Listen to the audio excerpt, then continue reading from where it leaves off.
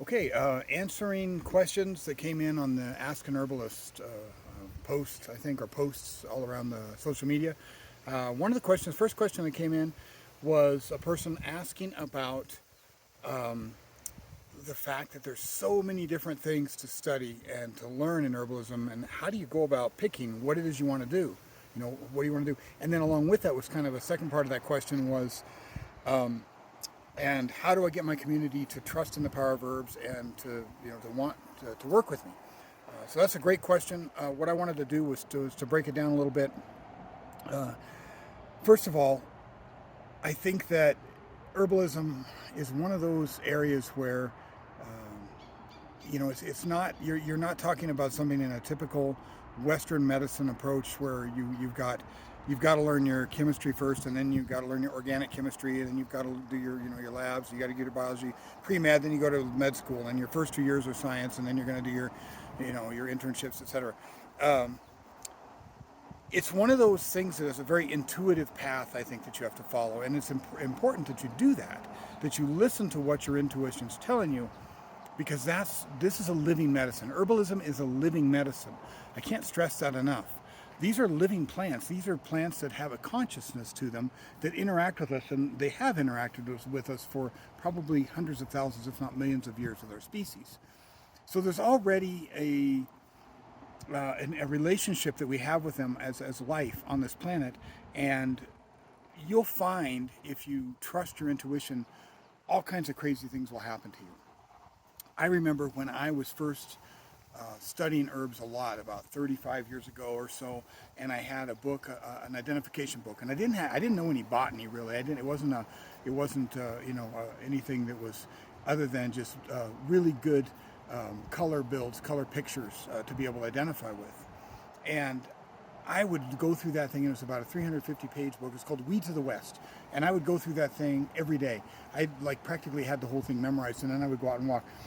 Well, it was a big book, and I wouldn't always take it with me into the field, but I would go out and walk, and inevitably, when there was a plant that caught my eye and what I would say caught my heart, to where I would go, and I got to the point where I started talking to the plants, and I would sit down and I would talk to them, and I would address them, like first, like who are you, what are you, and kind of introduce myself in that way. I mean, it got so bad that, as a side note, I loved running. I ran cross country in high school. I ran in the military a lot, and of course, through special forces, I did a lot of running, and of course, I enjoyed trail running and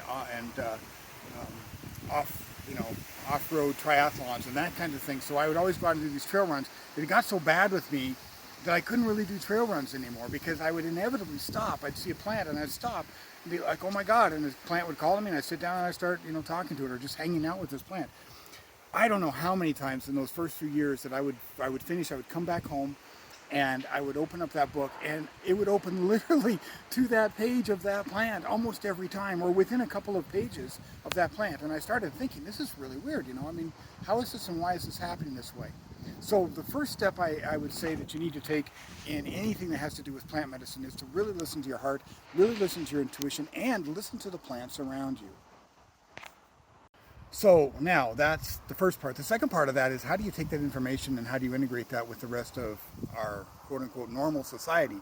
That, when I say things like this to people, they think I'm crazy or I've done too many mushrooms, and arguably maybe I have, but that's beside the point here. The point is that you have to take that information and you have to kind of translate it through who you are, not just translate it in language and in speech, but translate it through your actions as a human being into the world around you, and most importantly, the community right around you. And I think that will answer your question also as to how you get people to trust, is to just do it. Uh, you have to start with things that you know, right? You have to be competent in what you know.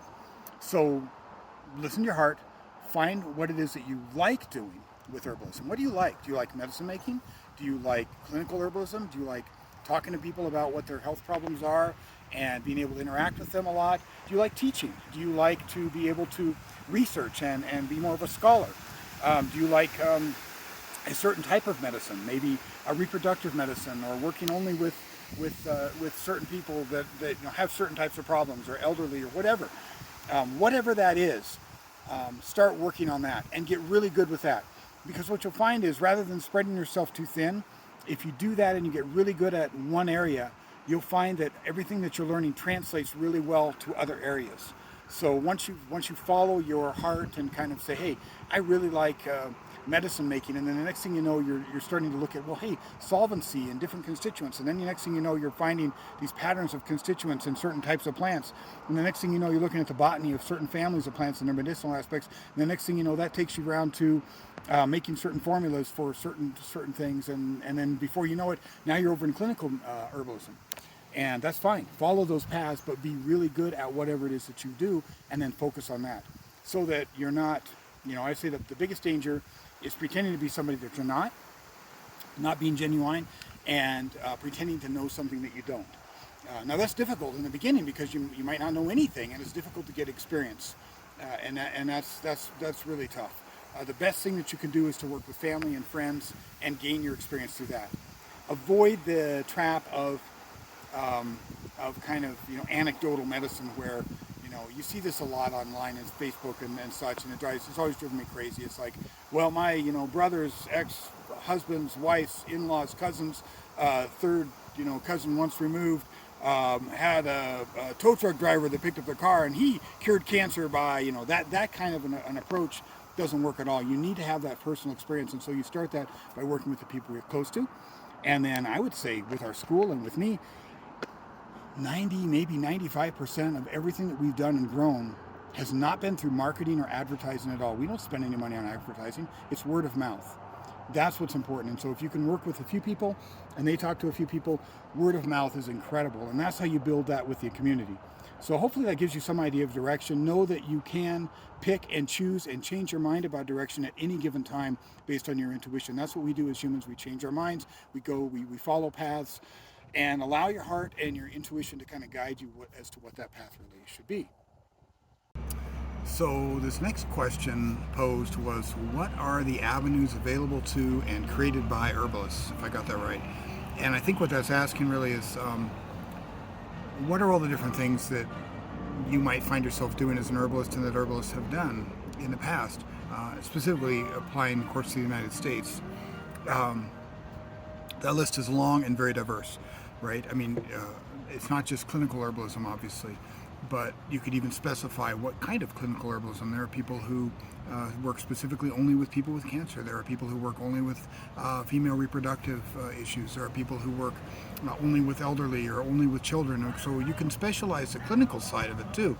But aside from that, the range of things you can do with plant medicine, aside from clinical herbalism, is huge, right? You obviously can teach, you can write, you can sell, you could, I always say kind of the two areas where you're going to get a lot of interaction that could be arguably clinical or friendly community are an herb store where you're selling herbal products, herbs themselves, and people are coming in to buy your products, and of course they're always asking questions about not just your products, but there's a reason why they're there, and so conversation will ensue, and so you find yourself giving advice in that regard, so not just somebody who shows up at a clinic. So of course, as a store or selling that, and then being able to compile information and being able to write, being able to teach, even just basic things. They can be as simple as I started out teaching. I did plant walks at first. Find plant walks, are something that are pretty basic that most folks can do pretty easily, especially once you get to know the plants right in your area. And always in demand. A plant walk is always something that people want. But branching out from that, also medicine making, taking those plants and making medicine out of them. You can do medicine making of your own unique formulas and blends and your own medicines, or you can do other people's formulas as well. And then before you even get to that stage, the idea of gardening and growing the herbs, that's a huge one. And that's one that's always been very attractive to me. I've never really had the time or the ability to, just the resources to be able to really grow full scale like that. My oldest brother is setting up a farm right now in Oregon and really wants to grow herbs for us, for our apothecary. And he's been so fascinated and excited by that. We come from originally from a family of wheat and pea farmers in eastern Oregon. And so farming and ranching has always kind of been a part of our family history. And so, I think it's always kind of been part of my DNA too. I love growing things. I love gardening. And I think that's something that you could certainly do as well and be very prolific at it. And also it could be very much a very profitable source of income if you wanted to do that as a living once you got up and established. So those are most of kind of the most popular areas that herbalism has kind of diversified into in the United States. I would say that, again, like I mentioned before, that you need to follow what your intuition and your heart tells you about the plants, and that will lead you into the areas that are the most rewarding in any of these. One other area that's been branched into a lot by herbalism is the idea of community healthcare and healthcare for people that are underserved, for communities underserved. This can be something that is like our own outreach program, Herbal Medics, where we will offer everything from post-disaster aid to both foreign and abroad. We've done everything from both free herbal clinics for underserved communities to water purification projects using slow sand filtration to even blacksmithing. We did a blacksmithing project along with free herbal clinics down in Nicaragua, on the east coast of Nicaragua, for the Rama Indians. But the point being that being able to offer free health care or health care for people that are underserved is a very rewarding direction to go. Now, to do that, of course, somebody has to finance this. Somebody has to underwrite the costs of doing that. And that can be done a couple of different ways. Of course, you can do a nonprofit and find the money that way. We started out doing that with our Herbal Medics organization, and it turned into just being really mostly our money anyway that we were using, because we just don't have the bandwidth to operate both a for-profit and to be able to find a director and manage the idea of a nonprofit at the same time. So really, we are our outreach organization. I guess technically is a for-profit LLC, but it doesn't make any profit. It basically is money that we take from the school and direct towards the community through that organization. And that's the way I feel like that any successful small business, medium business, or large business should be putting that money back into the community. So whether you do that as its own kind of offset thing that you would do just nothing but that as a nonprofit and find the financing that way, or whether you do it as a way to reach out to the community and give back to the community because you're successful herbalist in these other avenues. Either way, I feel it's a very rewarding way to spend your energy, your attention, and your education and your experience to be able to help other people. Okay, the final two questions. One of them, the first one, is a question about starting out. A person said that I'm starting out in herbalism. I have zero knowledge, zero experience. Where do I even start? I kind of answered that with the first one, is that, I talked about allowing your intuition and allowing your heart to lead what you're doing.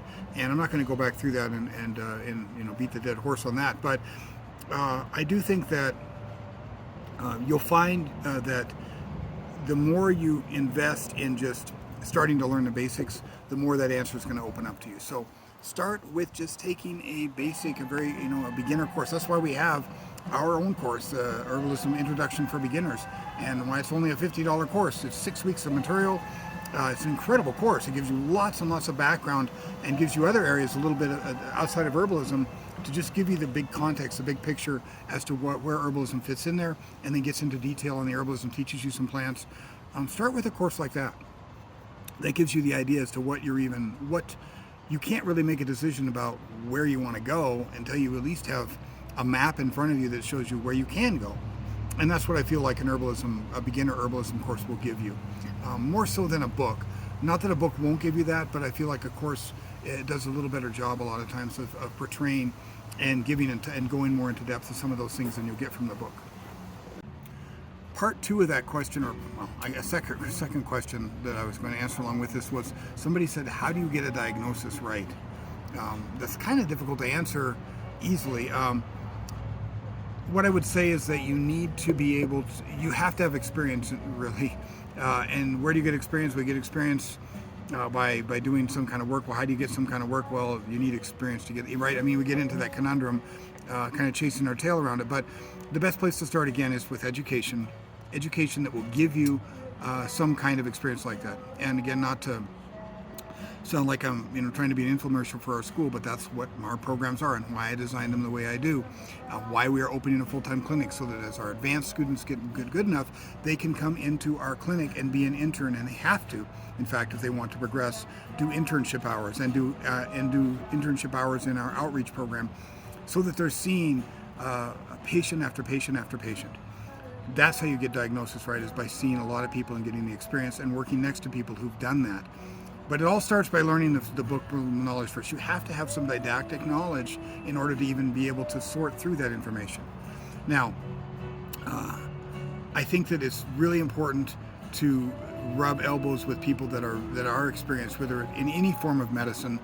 A quick anecdotal example of that was one time when I was doing a clinic with another school students through one of the programs I was doing, and they were running. We had a clinic, and whenever I have a clinic, I have students doing the beginning intake, and they might do an intake for 10 or 15 minutes before I come and sit down. So there might be 3 different intake tables going at the same time, and I'll rotate through them, and I'll get the intake real fast from the student, and then I'll come out, do my thing. And so very quickly, like 15, 20, 30 minutes max, never even more easy than 25 minutes on any one given person that's sitting there, patient or client that's come in. This one person, we were waiting, there was a lot of stuff going on, and so the table of students, of clinical students of this other school, had taken this long intake, and they'd already come up with kind of their own diagnosis, that this person had heat rashes on their arm, and so they would already kind of come up with their own idea of how they could get some cooling. So it's a very energetic approach, there's a lot of cooling foods and cooling herbs and things like that for the heat rash. And I was like, okay, well, let me see the rash real quick. So the patient pulled up their sleeve, and it was textbook ringworm. So, they wouldn't have known that without being in a situation where they could be around somebody, and they weren't in a situation in a clinical school where they could get that kind of person that they were working with to be able to, or that kind of experience where they were seeing that kind of illness come in, and so diagnosis is something that you just have to get through experience primarily, but again, it starts with didactic. It starts with learning the book stuff, at least so you have the basic tools to work with, fundamentals, and then to start slowly working into a clinical environment where you can see the stuff every time you're in there.